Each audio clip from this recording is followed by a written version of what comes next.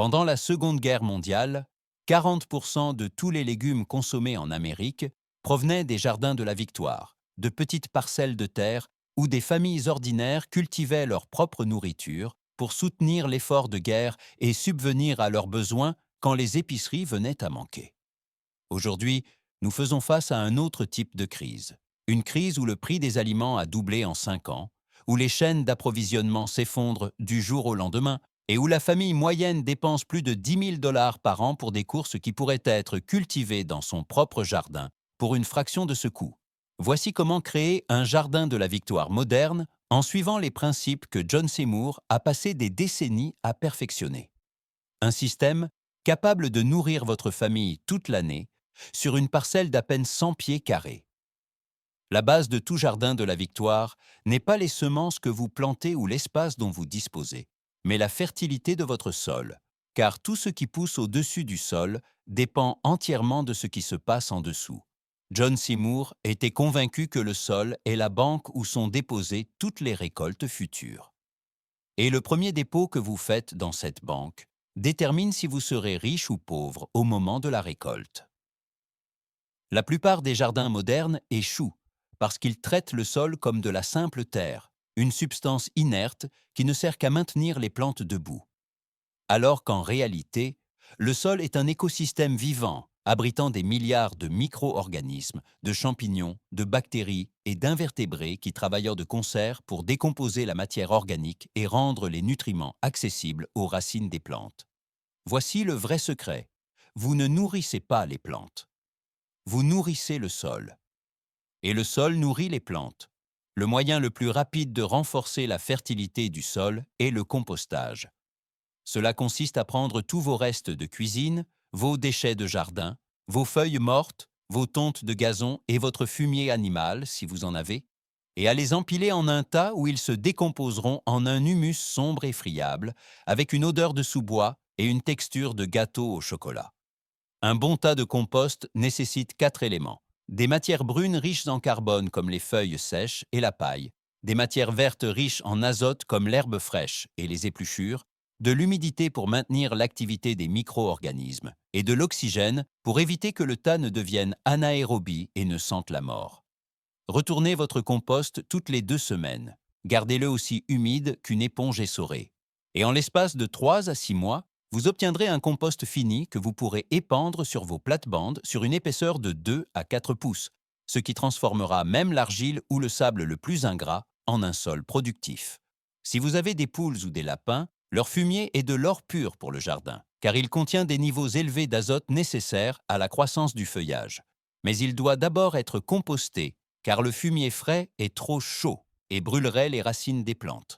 Un jardin de la victoire n'est pas une question d'esthétique ou de plantes ornementales. Il s'agit de produire le maximum de nourriture sur un minimum d'espace, ce qui signifie que chaque pied carré doit être planifié avec intention.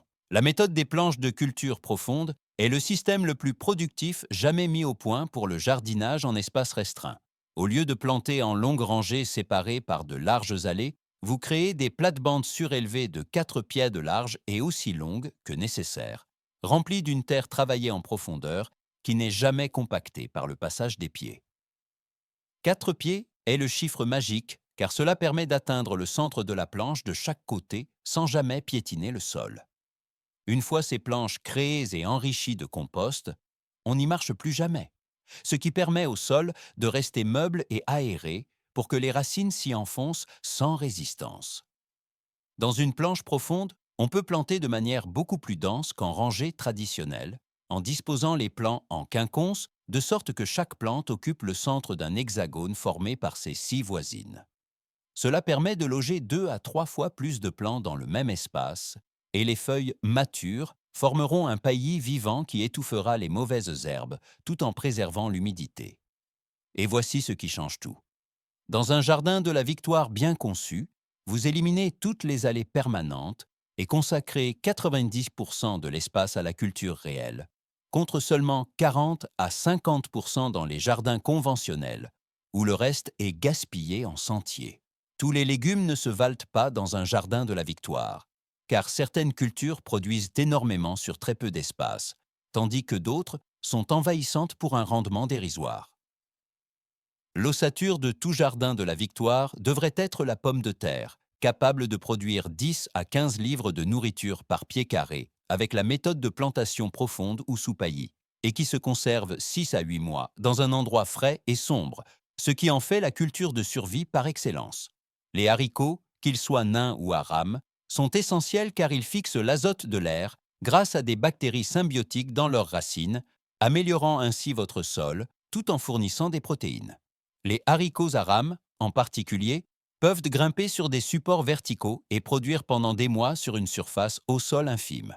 Les tomates sont incroyablement productives si vous choisissez des variétés indéterminées qui poussent et fructifient jusqu'au gelé. Un seul plant peut donner 20 à 30 livres de fruits en une saison s'il est bien tutoré et arrosé. Les courges d'hiver et les citrouilles prennent de la place, certes, mais elles offrent énormément de calories et se conservent des mois sans réfrigération. Vous pouvez les faire grimper sur des treillis ou les laisser ramper là où rien d'autre ne pousse. Les légumes-feuilles, comme le choucal, les blettes, la laitue et les épinards, poussent vite, sont nutritifs et se récoltent en continu avec la méthode couper et ça repousse, en prélevant les feuilles extérieures. Les légumes racines comme les carottes, les betteraves, les navets et les radis exploitent parfaitement l'espace souterrain et peuvent être semés toutes les 2 semaines pour garantir une récolte ininterrompue du printemps à l'automne. Et voici ce que l'on ne vous dit jamais. Les légumes vivaces comme les asperges, la rhubarbe et les topinambours ne demandent presque aucun entretien une fois établis et produiront pendant 10 à 20 ans, constituant ainsi l'investissement ultime pour votre sécurité alimentaire. La plus grande erreur des jardiniers est de tout planter d'un coup au printemps, pour ensuite regarder leur jardin vide pendant 10 mois, alors que le but d'un jardin de la Victoire est de produire sans arrêt. L'échelonnage des cultures consiste à semer de petites quantités de légumes à croissance rapide, toutes les 2 ou 3 semaines. Ainsi, quand une série est récoltée, la suivante est déjà prête à prendre le relais. La laitue, les radis, les épinards et les navets arrivent à maturité en 30 à 60 jours, permettant 3 à 5 récoltes sur la même parcelle si vous replantez immédiatement. La culture en relais consiste à lancer la culture suivante avant de récolter la précédente. Par exemple, repiquer des laitues entre les rangs de pois à la fin du printemps pour qu'elles prennent toute la place dès que les pois sont retirés. La culture intercalaire consiste à faire pousser des légumes rapides, radis, laitues, entre des légumes lents, tomates, choux, pour optimiser l'espace. L'utilisation de châssis froids, de voiles de forçage et de tunnels permet de gagner 4 à 6 semaines au printemps et à l'automne, étendant la production sur 9 ou 10 mois dans la plupart des climats. Une fois que vous combinez fertilité, optimisation de l'espace, rendements élevés et échelonnage, vous atteignez le stade ultime de l'autosuffisance en intégrant le petit élevage. Quelques poules ou lapins transforment vos déchets verts en protéines et en engrais de premier choix. 3 poules dans un petit parcours attenant vous donneront près de 1000 œufs par an, tout en produisant assez de fumier pour fertiliser 100 pieds carrés et en débarrassant le jardin des nuisibles. C'est une boucle fermée parfaite. Les lapins sont encore plus productifs au mètre carré, fournissant 5 à 6 livres de viande toutes les 8 semaines dans un clapier minuscule, et leur fumier froid peut être utilisé directement sans compostage. Les animaux transforment vos déchets en ressources, œufs, viande et fertilisants. Votre jardin devient alors un système complet. En adoptant ce modèle, le budget de 10 000 $ que consacre une famille aux courses tombe à 2 000 $ pour les semences et le petit matériel. Au-delà de l'aspect financier, c'est une question de résilience. Savoir que vous pouvez vous nourrir quoi qu'il arrive.